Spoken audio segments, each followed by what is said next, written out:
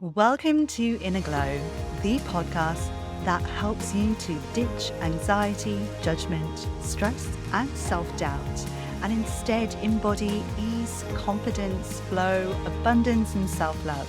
I'm your host, Bhavna Meg, mindset and energy coach, and founder of Stepping Into You. I work with individuals just like you on emotional, mental, and energetic levels to help you to fall in love with yourself and glow from the inside out. This is episode 3. Today we're going to talk about workplace bullying, and in particular, women bullying other women. Now, it surprises me and astounds me that women would bully other women. I personally have been bullied multiple times in multiple workplaces by women, and I consider myself a kind person, so not at all deserving of such behavior. Be sure to stay tuned to the very end to learn what you can do if you're experiencing bullying, and a special offer from me if this is happening to you. So let's start with an example. And this is probably the first time that I was aware that it was actually even happening. And it was confirmed to me that this was the case when I actually resigned. So a colleague confirmed that my predecessors had experienced the same.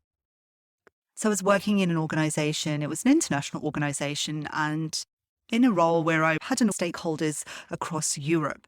And the bully in this instance was actually my manager. So let's talk about some of the things that I experienced.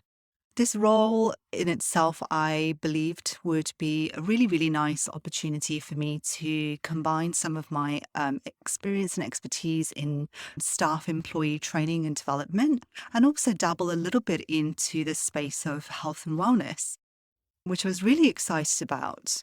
When I started working, it all seemed to be quite well and good.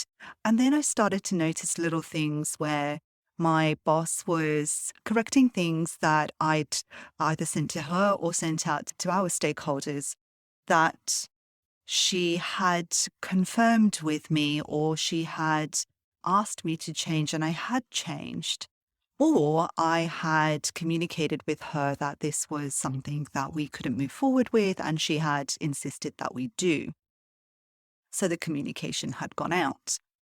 And she would pull me up on those things, which I found to be really quite unusual. And in reminding her that we'd spoken about it, or she'd given me the information, or it was actually on occasions when my predecessors had done the previous year, which was what my boss had told me to follow along with.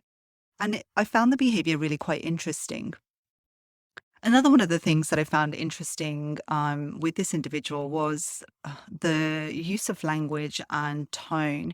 And I found that this particular boss used a lot of language that seemed as if to elevate her status. So really, really long words with more than 4 or 5 syllables at times in emails that were communications to the whole Europe business. And I found that really strange and peculiar. I thought it was quite a strange way to communicate to individuals and to me, where I feel like I have a really good grasp of English, and some of the words that she was using in her emails to me, I had to look them up. So I'd had a number of experiences like this, and one of my responsibilities was to organise an event for our representatives from across the region, an event that they were all flying in from across all of the different countries that they were in to the UK. And I'd asked a number of times for my boss's support in helping me to understand what it was that we needed to do, how long the event was, what the structure of the event was the previous few years. So I had a bit of an idea as to some of the expectations and outputs that were required. All I kept on being told, though, was it just needs to be a great event. We need to be able to communicate what the purpose is and their strategy is moving forward. And they need to be able to go away and implement that, which is great. That if that's the purpose of the event, that's fantastic. We want to be able to communicate what the purpose is and strategy is of our business unit moving forward the next year. Great.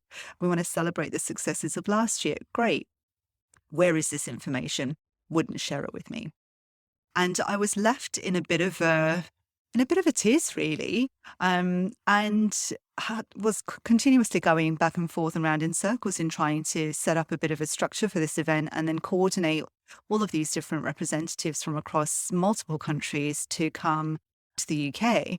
What actually happened was that she took the lead of organising the event from me. When we had a performance review midway through that year, she called me up on that actually and said that she had to lead the organisation of the event because I was not doing a good job. And as such, she was rating my performance down.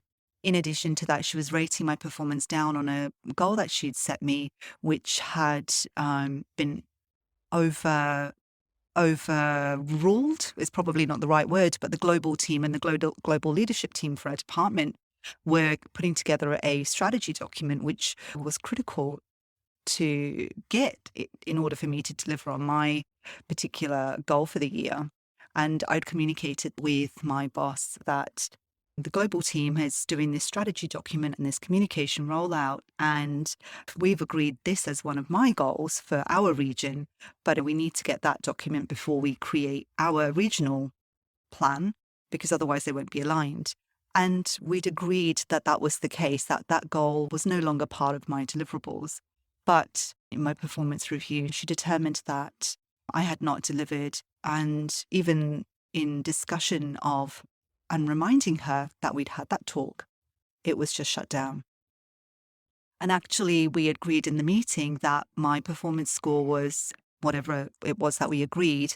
And when she sent the final document through to me, she'd marked it down and changed the commentary that she said that she would put in to something else, which I commented on and forwarded through to the appropriate channels as per the process. Before we continue with the next part of the show, if what I've shared with you today is resonating with you, leave a review. It goes a long way to help share the love with others who are going through the same things and would benefit from the tips and tools to turn on their inner glow. Another way to share the love is by making a donation at patreon.com/stepping into you to share your love with me and with others. Okay, so let's consider some of the emotional states that were present through this experience. I was beginning to feel incredibly stressed out coming into work and incredibly worried about what I was going to be able to do or not able to do. I'm a very proud person when it comes to my work, and I strive to deliver a lot of value, and my ability to do that was being challenged, and that was making me even more stressed. In the evenings, when I would catch up with friends, I was talking about how stressed out I was. I was talking about what my boss had done that day or not done that day. So it was constantly on my mind through the evening. And probably the month before I actually resigned, I was starting to dream about being at work and feeling stressed out. Now, this is entirely unhealthy state of being to be experiencing, being stressed out in the moment, being stressed out after the moment, and being stressed out during your sleep. So you're not even getting a chance to rest and restore. It's ridiculous. So I ended up giving my resignation in, and I did actually mention in my letter that my relationship with my manager had broken down, and that was the reason for my resignation. The HR business partner for that looked after my office actually invited me for a meeting to discuss the reason for my resignation and wanted to know if I wanted to progress anything further. Now, at that stage, I was absolutely fried. My nervous system was fried. My mental processing capacity was fried. My emotional processing capacity was fried. And I just said no. I said I didn't want to take anything further. I just really wanted out. And actually, a colleague of mine who worked in the same office space as me had reported to me that my predecessor had left for exactly the same things, actually, which is a strange thing to say. I genuinely felt a huge sense of relief that I wasn't the only one and I wasn't experiencing this and it wasn't being made up in my head. which is often the case when we are experiencing a bullying behavior, that we feel like it's just in our head and that we must be making it up because surely that person, in this instant, my boss, another female in the same field of work as me, that she would do something like that. She would treat me in that way. It just felt ridiculous. So I experienced a huge amount of relief. And friends that I saw afterwards, they could see just the weight had lifted off my shoulders, and I looked more peaceful and calm. And I truly did. So what were some of my learnings from this? What I would love to share with you is to talk it through. Now, I've had, gosh, 10, 11, 12 years of experience in the workplace since this experience that I've just shared with you, and in incredibly professional workplaces. I've had truly magnificent female bosses and colleagues that I've worked with. So it's really important, first of all, and I recognize, to acknowledge how much I have had, and that these experiences that have created stress for me are microcosms of the human behavior, and as well really challenged me to step into a part of myself that I was not being bold in. So here's the tip for you from this experience, and from the other ones that I've had, haven't been able to share with you today, from other bullying experiences that I've been through, is to have a conversation with the person. Now, of course, this is not always something that you'll feel comfortable doing, and that's okay. And if that is the case, speak to your boss. If this person happens to be your boss, like it was for me, talk to somebody in your people management, human resources department, or somebody else that you trust. If there's a senior manager or somebody in another team that you feel that you can confide in a professional way. This is not about creating gossip.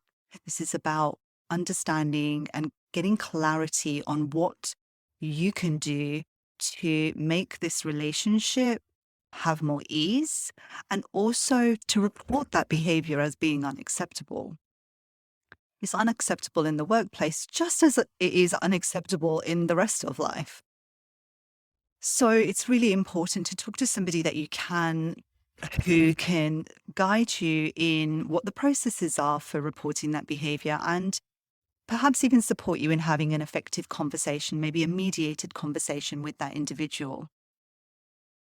Now, just as a little insight into what I've done with some bullying that I've experienced a little bit more recently than this example, I spoke to the individual directly after some conversations were shared with me that remarks were being made.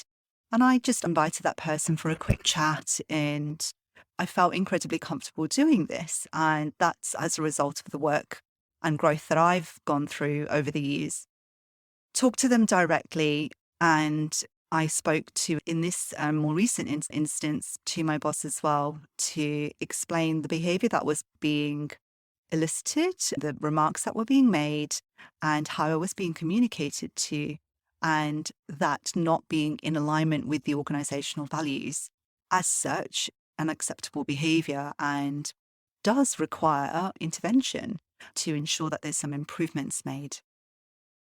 So my experience over the last 20 plus years has been in the people management and development space. So I've coached and worked with managers and employees in effective conversations, communications, managing conflict, managing misconduct, and how to deal with that in an effective and proactive way.